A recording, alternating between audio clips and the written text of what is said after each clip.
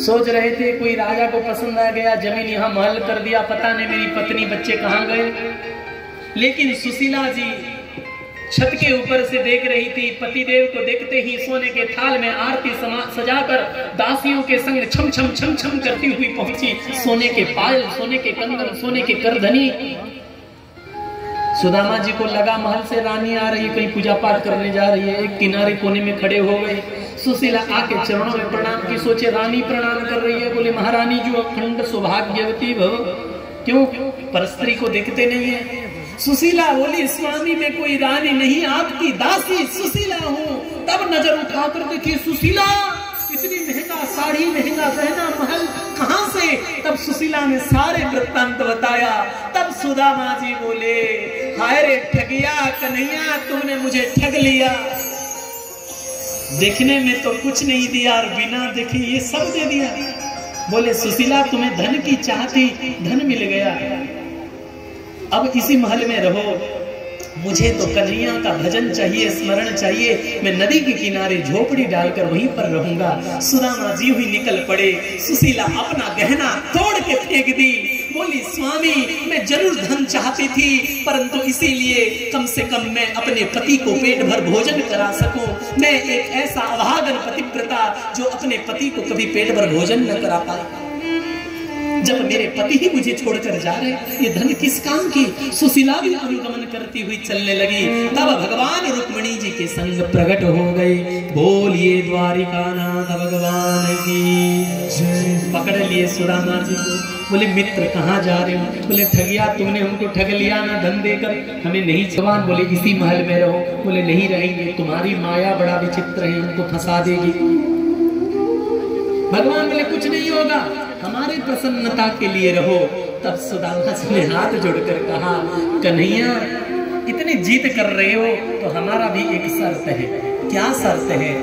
सुदामा जी बोले कन्हैया मैं इस महल में रहूं, तुम भी मेरे साथ रहोगी।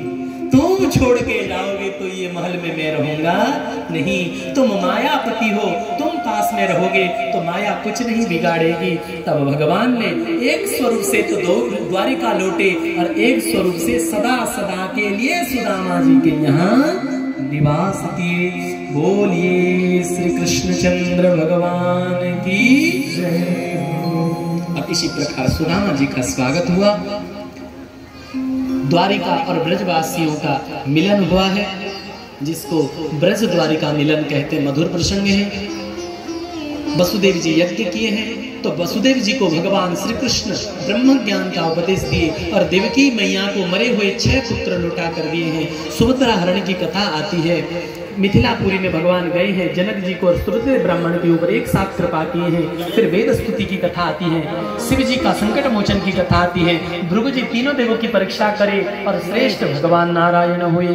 बोलिए श्रीमन नारायण भगवान की जय। मरे हुए ब्राह्मण बालक को लौटा कर भगवान ने ब्राह्मण को कृपा की है। और इसके बाद भगवान के लीला विहार का वर्णन हुआ है। यहाँ 10वां स्कंद विश्राम होता है। 5 मिनट में ही पूरी कथा सुन लीजिए। देखिए कथा का विश्राम वाले दिन जो विश्राम की कथा सुनते हैं उनको संपूर्ण कथा सुनने का फल प्राप्त होता है। इसीलिए सब लोग बड़े समाहित चित्त से, ये 5 मिनट की और समय है, ध्यान देके सुनिए। एकादश स्कंद के प्रारंभ में भगवान के पुत्रों ने संतों का कुछ अपमान कर दिया। संतों ने श्राप दिया सांब को कि तुम्हारे गर्भ से एक लोहे का मुसल प्रकट होगा और उसी से जदुवंश का नाश होगा। समाचार उग्रसेन तक पहुंचा। उग्रसेन बोले घिसो इस लोहे को और चूर्ण बनाकर समुद्र में फेंक दो। ऐसा ही किया गया। समुद्र के लहर में वो लोहे का चूर्ण किनारे आ गया और एरका नाम का घास बना, जिस घास से यदुवंशी आपस में लड़ेंगे और मरेंगे।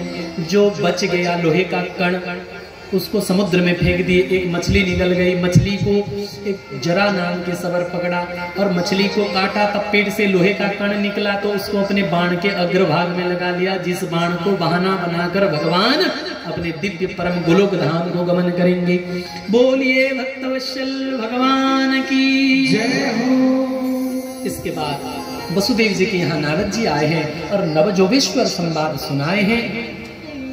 ये अत्यंत मधुर प्रसंग हमारी परम श्रद्धेय परम पूज्य श्री ठाकुर जी महाराज कई बार हमको संकेत किए हैं कि कभी एकादश स्कंद की चर्चा होना चाहिए, क्योंकि साप्ताहिक कथा में हो नहीं पाती है।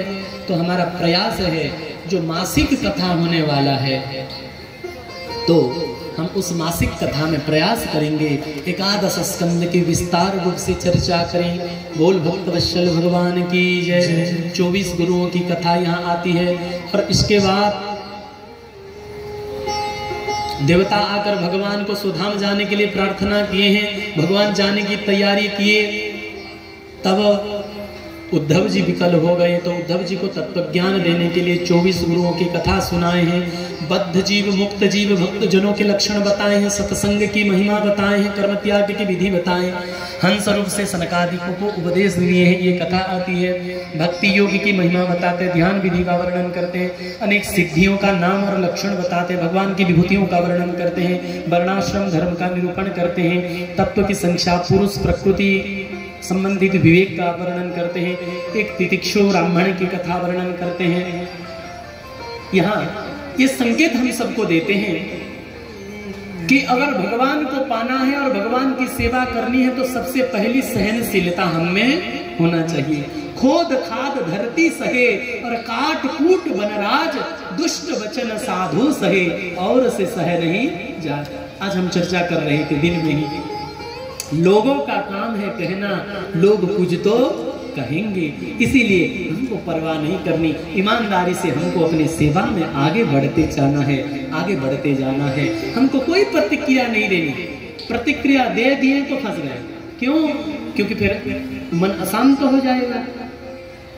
कोई भला कहे चाहे बुरा कहे, अजी कहने दो जो भी कहता रहे। हम तो नाच नाच कर कहते हैं हम हो गए राधा रानी के। हमको किसी की नहीं सुननी, हमको तो अपने गुरु की सुननी, गोविंद की सुननी, शास्त्र की सुननी, और किसी की नहीं सुननी। जो और किसी के सुनने लग जाए तो फिर उसका सेवा का सौभाग्य प्राप्त नहीं होगा। इसके बाद महाराज सांख्य योग का वर्णन, तीनों गुणों की वृत्तियों का निरूपण, पुरुरवा की वैराग्य, उक्ति क्रिया योग का निरूपण, परमार्थ योग का निरूपण और अंतिम में भागवत धर्म का निरूपण कर रहे हैं। बहुत सुंदर बात सुन लीजिए। भागवत धर्म क्या है? बोले जिस धर्म से भगवान प्रसन्न होते हैं उस धर्म का नाम है भागवत धर्म। कोई माला तो सटका रहा है, खूब माला जप रहा है, लेकिन क्यों जप रहा है? बोले बेटा का नौकरी हो जाए, बेटी का ब्याह हो जाए, दुकान चल जाए, मकान चल जाए, माला फिर रहा है, तो उसका माला फिरना भागवत धर्म नहीं है। लेकिन कोई झाड़ू लगा रहा है मंदिर में आके, गौशाला में आके, क्यों?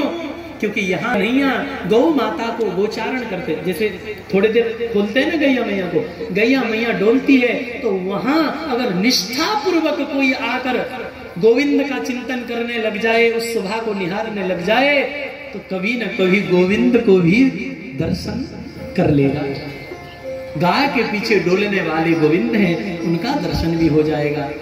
तो कोई झाड़ू भी लगा रहा है इसी भाव से कि प्रसन्नता के लिए, तो उसका झाड़ू लगाना भी भक्ति ही है, भागवत धर्म है। हम गैया मैया का सेवा अगर स्वार्थ से करेंगे तो उस स्वार्थ जंजाल हो जाएगा, लेकिन हम गोविंद की प्रसन्नता के लिए अगर गौ सेवा कर रहे, प्रभु की प्रसन्नता के लिए, तो कहते हैं गवाम कंडुयनम कुर्यात गोग्रासम गा प्रदक्षिणाम, तो नित्यम गौषु प्रसन्नासु गोपालोपि प्रसीदति। अगर गो ईमानदारी से, हृदय से, छाती से, बनावटी नहीं, अगर भाव ये है कि हमारे गौ सेवा गोविंद को राजी करने के लिए, गोविंद को प्रसन्न करने के लिए, ये माला फेरने के साथ समान है, इसमें किसी प्रकार का अणुमात्र कमी नहीं है। यही भागवत धर्म है। उद्धव जी को बद्रिकाश्रम विदा किए, चरण पादुका लेकर बद्रिकाश्रम जाने लगे। इसके बाद यदुकुल की संहार की कथा आती है और भगवान जरासंध के बाण को निमित्त बनाकर अपने परम धाम को गमन किए हैं। बोलिए कृष्णचंद्र भगवान की जय हो। द्वादश स्कंद में कलियुग के राजाओं का वंश वर्णन है, कलियुग के युग धर्म का वर्णन है। कलियुग के युग धर्म है हरिर्नामेव हरिर्नामेव हरिर्नामेव केवलम कलोर्नास्तेव नास्तेव नास्तेव गतिरन्यथा। मुझे आज एक चीज दिखाई दिया माने अनुभव में आया, एक चीज लगा। ऐसा मुझे लग रहा है कि इस गोलोक महातीर्थ में भी जैसे मन में हम लोगों का बहुत लालसा पहले था